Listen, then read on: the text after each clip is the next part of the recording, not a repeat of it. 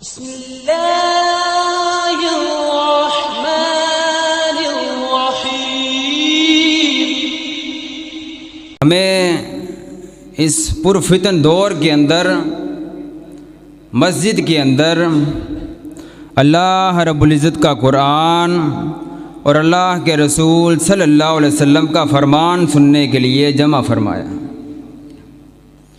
یہ اللہ کی طرف سے ایک نعمت ہے، اور نعمت اس کو حاصل ہوتی ہے جو اللہ رب العزت کے خوش نصیب بندے ہوتے ہیں اور منتخب بندے ہوتے ہیں۔ اللہ رب العزت نے ہم سب کو پیدا فرمایا، مجھے بھی پیدا فرمایا اور آپ کو بھی، اور پیدا فرمانے کے بعد اللہ رب العزت نے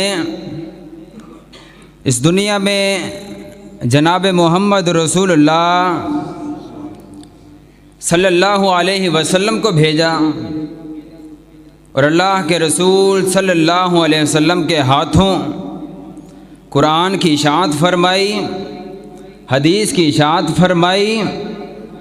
مقصد کیا تھا کہ اس قرآن کے ذریعے سے، حدیث کے ذریعے سے دین کے کچھ احکامات بتائے جائیں، قرآن کی کچھ باتیں بتائی جائیں، زندگی گزارنے کے اصول بتائے جائیں، زندگی کس طرح گزارنی ہے اور دنیا میں آنے کا مقصد کیا ہے وہ بتلایا جائے۔ اس لیے اللہ رب العزت قرآن مجید میں فرماتے ہیں وَمَا خَلَقْتُ الْجِنَّ وَالْإِنسَ إِلَّا لِيَعْبُدُونَ، کہ ہم نے جنوں اور انسانوں کو نہیں پیدا کیا بلکہ صرف اور صرف اپنی عبادت کے لیے۔ اس لیے پیدا کیا ہے کہ انہیں پتہ چل جائے نماز کیسے پڑھنی ہے، اس چیز کا علم ہو جائے، قرآن کی تلاوت کیا چیز ہے، اور اس چیز کا پتہ چل جائے دین میں کرنے والے کام کون سے ہیں، کون سے کام کرنے ہیں اور کن کاموں سے بچنا ہے۔ اس لیے اللہ رب العزت نے آپ کو پیدا کیا اور مجھے پیدا کیا۔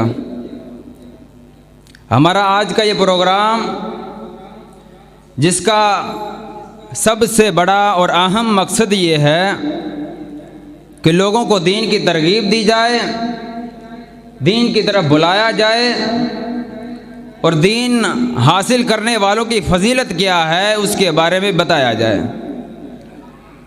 کیونکہ اللہ کے رسول صلی اللہ علیہ وسلم نے فرمایا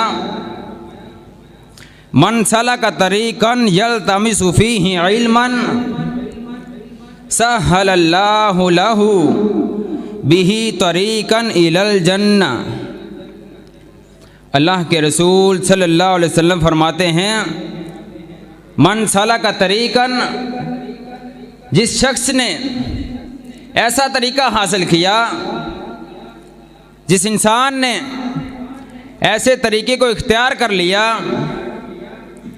یلتمس فیہ علما، جو علم کی طرف جاتا ہے، جس میں علم کی باتیں بیان ہوتی ہیں، اور ایسا راستہ ہے کہ جس میں وہ چل کر دین کی فہم و فراست کو حاصل کرتا ہے، دین کے احکامات کو سیکھتا ہے، تو اللہ کے رسول نے فرمایا سہل اللہ لہ بہ طریقا الی الجنہ، ہم ایسے شخص کے لیے جنت کا راستہ آسان فرما دیتے ہیں۔ کام کیا ہے؟ کوشش کس چیز کی کرنی ہے؟ علم کو سیکھنا، نماز کیسے پڑھنی ہے، نماز کا طریقہ سیکھنا، نماز کے احکامات کو سیکھنا۔ مجھے اس چیز کا پتہ چل جائے قرآن کی تلاوت کیا ہے، قرآن کی تلاوت کرنے کا مقصد کیا ہے، اس کی فضیلت کیا بیان ہوئی ہے۔ اللہ کے رسول ایسے شخص کے بارے میں فرماتے ہیں یہ جنت کے راستے پر چل رہا ہے۔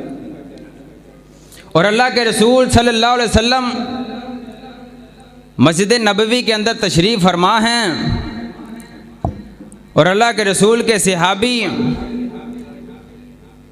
اللہ کے رسول صلی اللہ علیہ وسلم کے پاس آئے اور آ کر کیا کہتے ہیں کہ یا رسول اللہ صلی اللہ علیہ وسلم، اے اللہ کے رسول صلی اللہ علیہ وسلم، میں دین کا علم حاصل کرنے کے لیے آیا ہوں، مجھے دین کے احکامات بتا دیجئے، مجھے دین کی چند باتیں بتا دیجئے۔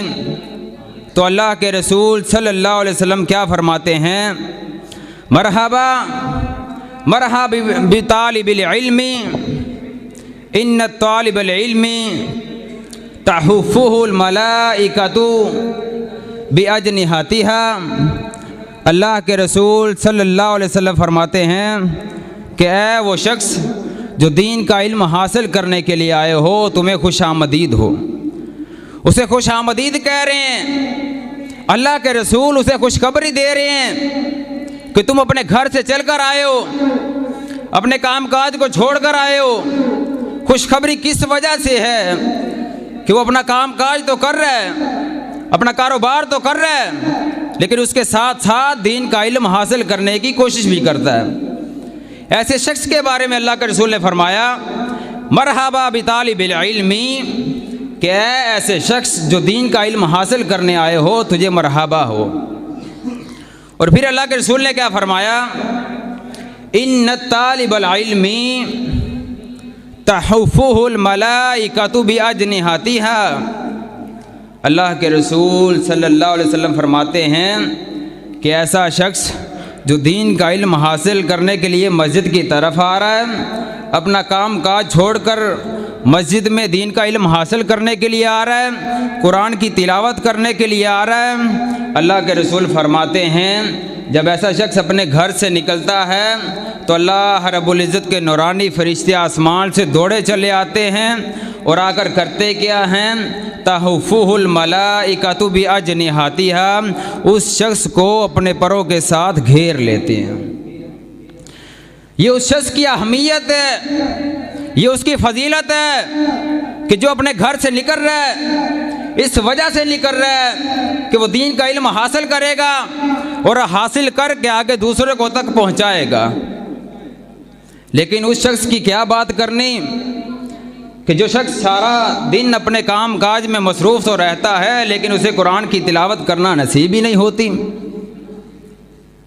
میں یہ تو کہہ لیتا ہوں کہ میں نے فجر کی نماز اس لیے نہیں پڑھی کہ میں رات کو لیٹ سویا تھا، میں نے ظہر کی نماز اس لیے نہیں پڑھی کہ میں کام کاج میں مصروف تھا، ظہر کی نماز اس لیے نہیں پڑھی کہ میں رستے میں تھا، عصر بھی رہ گئی، مغرب کی نماز اس لیے نہیں پڑھ سکا کہ میں کھانا کھا رہا تھا، اور عشاء کی نماز میری اس لیے رہ گئی کہ میں کام سے واپس آیا تو تھکا ہوا تھا، سو گیا۔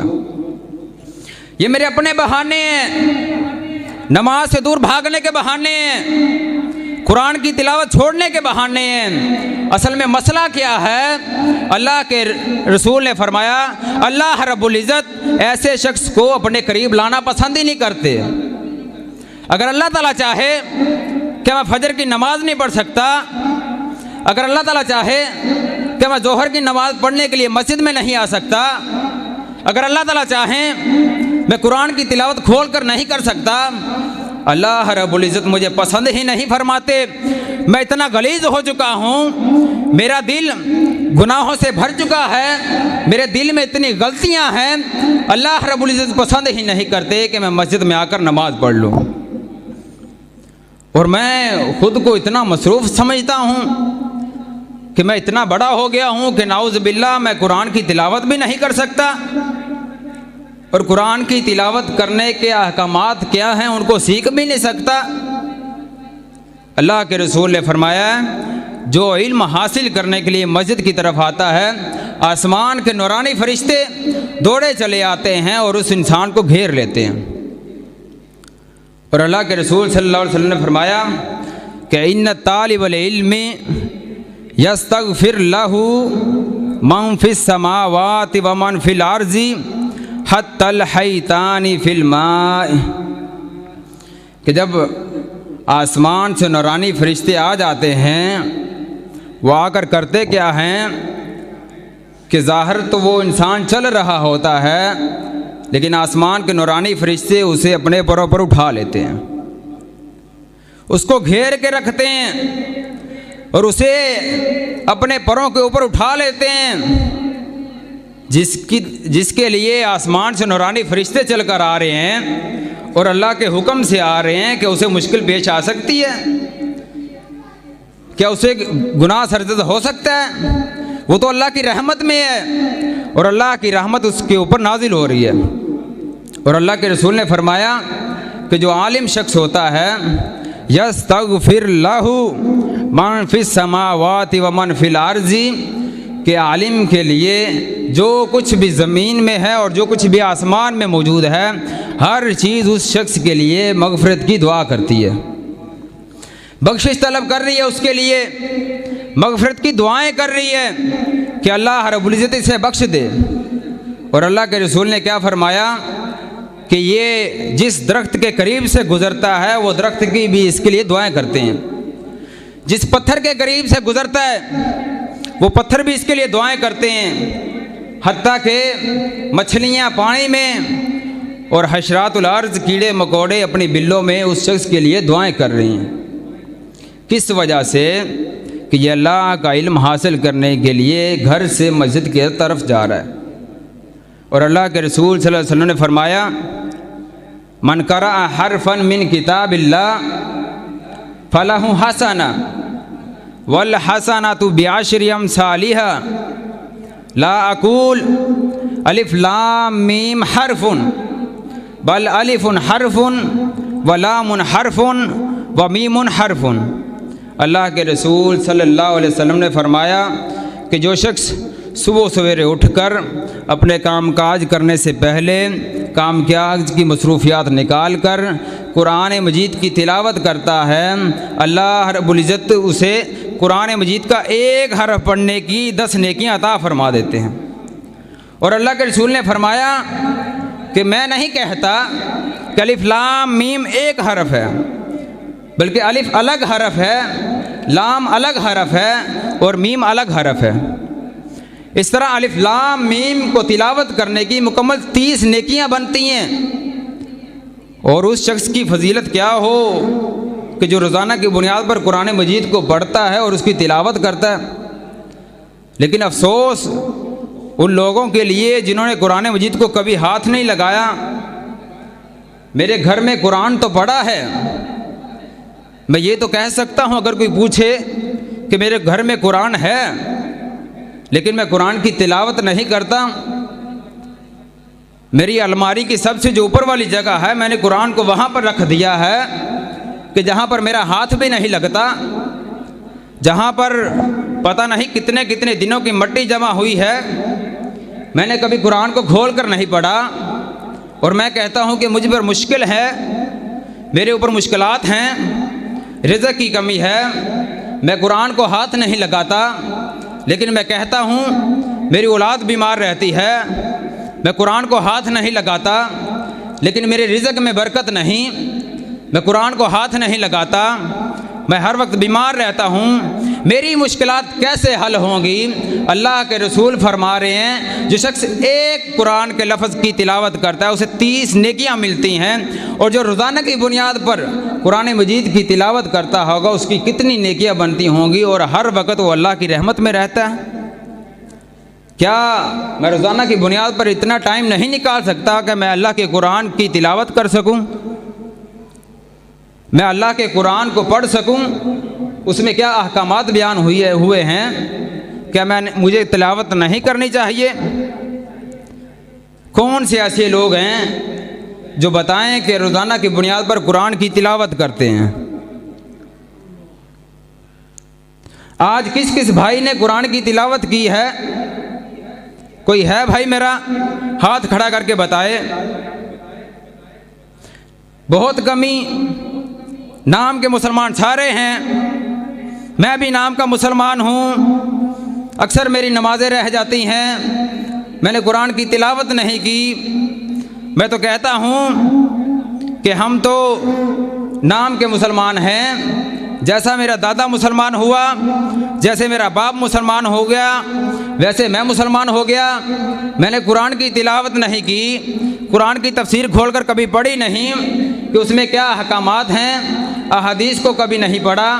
میں تو یہ بھی کہتا ہوں کہ ہمارے درمیان کچھ ایسے لوگ بھی ہیں کہ شاید وہ قرآن کھول کر دیکھیں تو نمازیں 6 نکل آئیں، کیونکہ انہوں نے تو کبھی پڑھا نہیں۔ جیسے مولویوں سے سنا کہ نمازیں 5 ہیں ویسے پڑھ رہے ہیں، جیسے مولویوں سے سنا کہ وضو کا طریقہ یہ ویسے کر رہے ہیں، اپنے طریقے سے پڑھ کر نہیں دیکھا، اپنے طریقے سے احادیث کو کھول کر نہیں دیکھا۔ نمازیں کتنی ہیں، احکامات کیا ہیں اور وضو کا طریقہ کیا ہے۔ آج ہم میں سے ایسے لوگ بھی موجود ہوں گے جن کو وضو کا طریقہ ہی نہیں آتا ہوگا۔ یہ ہم سب نے سیکھنا ہے، اور اسی کی مناسبت سے ہم یہ پروگرام رکھ رہے ہیں، اور اسی کی مناسبت سے یہاں پر کلاسیں ہوتی ہیں جس میں ہم یہ دین سکھایا کریں گے، اور سب بھائی حاضر ہوا کریں گے کہ نہیں انشاءاللہ؟